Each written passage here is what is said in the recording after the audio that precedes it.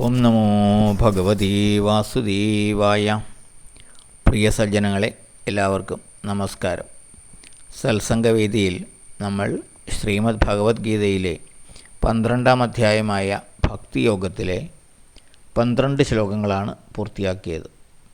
ഇന്ന് നമുക്ക് 13, 14 ശ്ലോകങ്ങൾ നോക്കാം. അദ്വേഷ്ടാ സർവഭൂതാനാം മൈത്രകരുണയേവ ച നിർമ്മമോ നിരഹങ്കാരഃ സമദുഃഖസുഖക്ഷമീ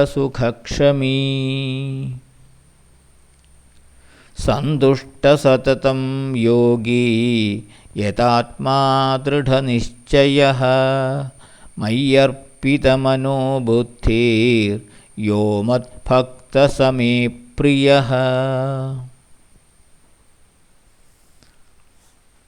സർവഭൂതാനാം സകല ജീവജാലങ്ങളോടും അദ്വേഷ്ട ദ്വേഷമില്ലാതെ മൈത്ര കരുണ ഏവച മൈത്രിയും കാരുണ്യവും ഉള്ളവനായി നിർമ്മമഃ നിരഹങ്കാരഃ മമത്വചിന്തയും ഞാനെന്ന ഭാവവും ഇല്ലാതെ സമദുഃഖസുഖഃ സുഖദുഃഖങ്ങൾ തുല്യമായി ഗണിച്ച് ക്ഷമീ ക്ഷമയോടും സതതം സന്തുഷ്ടഃ സദാ സന്തോഷത്തോടും യോഗി യോഗം ശീലിച്ച് യതാത്മാ മനോബുദ്ധികൾ നിയന്ത്രിച്ച് ദൃഢനിശ്ചയഃ ദൃഢനിശ്ചയത്തോടെ മയ്യ് അർപ്പിത മനോബുദ്ധിർ മനസ്സും ബുദ്ധിയും എന്നിലർപ്പിച്ച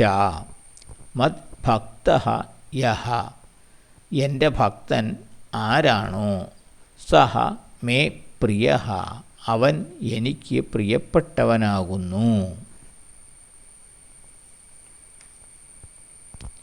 സകല ജീവജാലങ്ങളോടും ദ്വേഷമില്ലാതെ മൈത്രിയും കാരുണ്യവുമുള്ളവനായി മമത്വചിന്തയും ഞാനെന്ന ഭാവവും ഇല്ലാതെ സുഖദുഃഖങ്ങളെ തുല്യമായി ഗണിച്ച് ക്ഷമയോടും സദാ സന്തോഷത്തോടും യോഗത്തെ ശീലിച്ച് മനോബുദ്ധികൾ നിയന്ത്രിച്ച് ദൃഢനിശ്ചയത്തോടെ മനസ്സും ബുദ്ധിയും എന്നിലർപ്പിച്ച എൻ്റെ ഭക്തനാരാണോ അവൻ എനിക്ക് പ്രിയപ്പെട്ടവനാകുന്നു.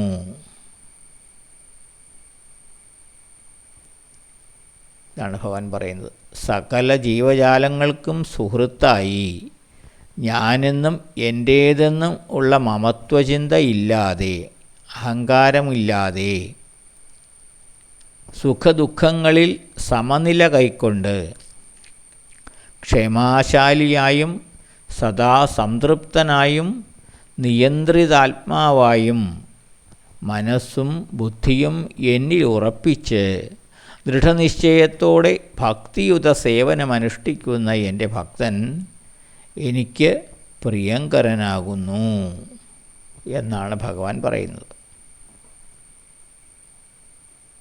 ഒരു ഭക്തൻ ഏത് പരിതസ്ഥിതിയിലും അസ്വസ്ഥനാകുന്നില്ല. അതായത് ഈ ലക്ഷണങ്ങളുള്ള ഒരു ഭക്തൻ ഏത് പരിതസ്ഥിതിയിലും അസ്വസ്ഥനാകുന്നില്ല. ആരോടും ദ്വേഷമുണ്ടാവുകയില്ല.